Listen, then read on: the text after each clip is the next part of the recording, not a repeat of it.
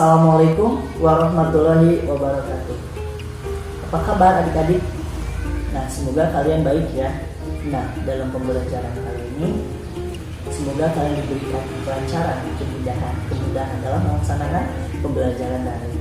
Nah, sebelum memulai pembelajaran, alangkah baiknya kita berdoa terlebih dahulu supaya kita diberikan kelancaran. Nah, berdoa dalam hati,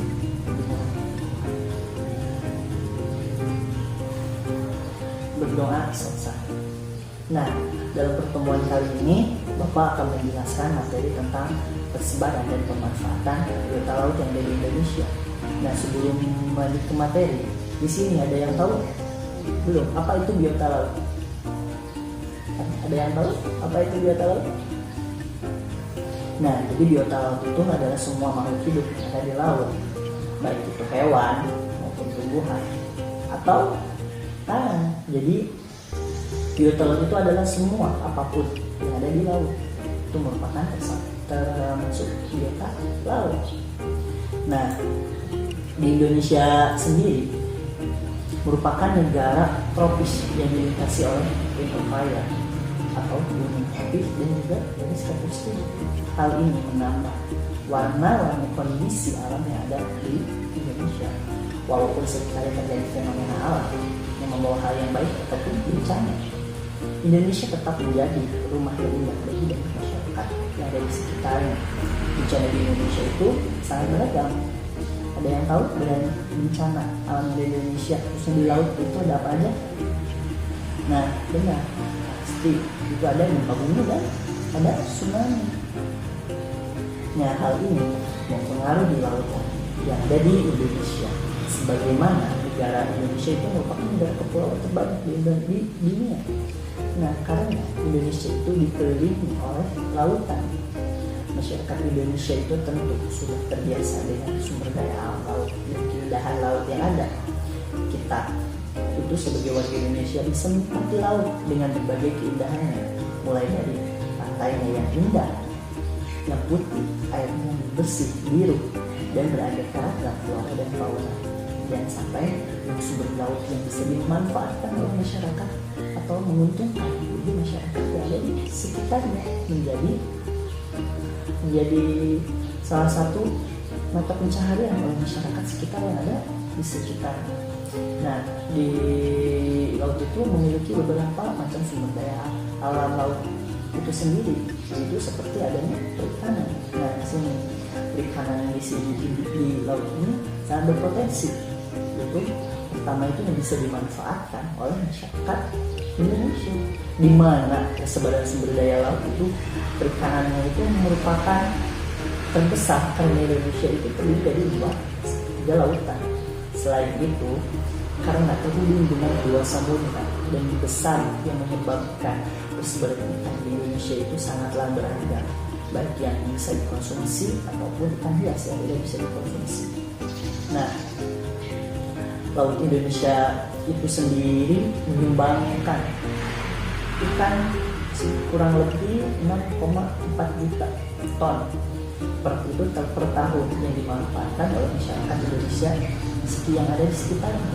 Mulai dari ikan di laut Indonesia itu bisa dibudidayakan sampai ikan kakap yang memang banyak dilakukan oleh nelayan.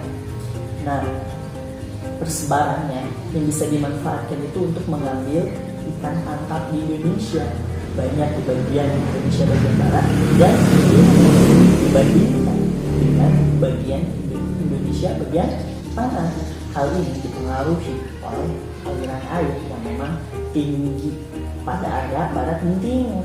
Untuk laut Indonesia bagian barat dengan rata-rata kedalaman kurang lebih 75 meter, Anda bisa menemui ikan kecil ataupun ikan yang bisa dikonsumsi seperti parias yang kecil. Namun berbeda kondisinya dengan Indonesia yang bagian timur, dengan kedalaman lautnya itu bisa mencapai 4000 meter. Nah, di kawasan Indonesia bagian timur ini banyak ditemukan ikan pelagis besar seperti ikan tuna dan ikan cakalang yang rasanya tentu tidak bisa diragukan lagi karena harganya juga yang mahal. Terus Anda juga bisa menemukan hewan lain seperti udang dan lobster, tentu juga itu merupakan ikan atau hewan yang mahal juga dan bisa dilestarikan juga dan dibudidayakan oleh masyarakat setempat untuk menambah penghasilan dan tidak merusak ekosistem yang ada di laut. Nah, yang selanjutnya itu ada terumbu karang. Nah, terumbu karang ini merupakan organisme yang hidup di dasar perairan dan berupa bentukan batuan kapur yang cukup kuat menahan gaya gelombang laut. Hal ini termasuk ke dalam sumber daya laut yang tidak bisa dicapai oleh manusia tentunya. Di Indonesia luas terumbu karang itu di Indonesia itu mencapai berapa? Kurang lebih 200 km atau bisa 18% dari terumbu karang yang ada di dunia. Nah, berdasarkan kekayaannya, tentu Indonesia itu bisa dimanfaatkan terumbu karangnya sebagai tempat tinggal banyak hewan di bawah laut. Tentu saja harus kita lestarikan.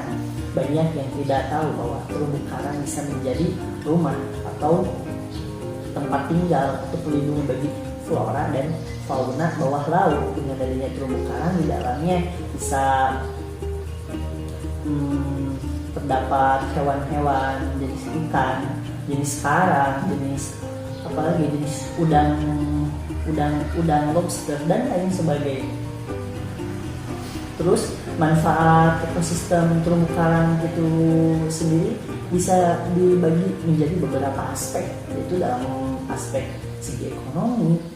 Ya, jadi manfaat dari segi ekonomi itu masyarakat bisa memanfaatkan terumbu karang ini sebagai sumber daya makanan, bahan obat-obatan, ataupun sebagai aspek wisata bahari. Mungkin kita sudah tidak asing lagi dengan wisata bahari ini bisa dimanfaatkan oleh masyarakat setempat. Adik-adik pernah kan ke pantai? Pernah pantai mana aja? Ke laut mana aja? Di Indonesia itu sangat banyak laut yang bisa kita temui. Contohnya itu laut yang paling terkenal itu ada di Bali. Terus ada di mana lagi, ada yang tahu? Nah, ya banyak, ada di Pangandaran, Karakaulan, dan masih banyak lagi. Sangat beraneka lagi, sangat beraneka agam dan satu potensi untuk tempat wisata. Nah, yang selanjutnya itu yang kedua ada tinjau dari fungsi. Nah, dari fungsi terumbu karang ini sangat penting menjadi keseimbangan lingkungan dan menyumbangkan stabilitas fisik, itu menahan hempasan gelombang yang kuat sehingga dapat melindungi pantai dari abrasi. Nah, dan ketiga yang terakhir ini dapat dalam sosial, dari sisi sosial ekonomi. Nah, jadi terumbu karang ini adalah sumber perikanan yang produktif sehingga dapat meningkatkan pendapatan nelayan, penduduk pesisir, dan lain sebagainya.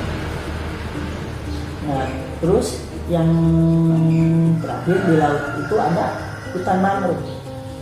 Nah, di sini hutan, jadi sumber daya di laut itu bukan hanya ada perikanan dan ada terumbu karang, tapi ada hutan mangrove. Yaitu hutan mangrove itu untuk apa ya? Sebagai tempat untuk fauna, yaitu bisa ditemukan dikonsumsi. Yaitu nyatanya hutan mangrove ini sebagai tumbuhan, ini merupakan tumbuhan yang subur di sekitaran laut Indonesia, khususnya di pesisir pantai. Ini daratannya yang semakin sedikit dan sulit menjadi tempat untuk manusia tinggal, begitu adanya mangrove ini, dan pemanfaatannya membawa energi baik atau energi positif bagi laut itu sendiri, yaitu pertama itu sebagai memberikan kekuatan atau pertahanan tanah di sekitar laut agar lebih kuat sehingga tidak mudah runtuh atau terkikis oleh gelombang laut. Nah, selain itu juga fungsi hutan mangrove ini yaitu untuk menciptakan ekosistem baru yang membawa banyak hewan atau tumbuhan yang ada di sekitarnya dan bisa dimanfaatkan oleh masyarakat sekitar atau manusia yang ada di sekitar laut tersebut.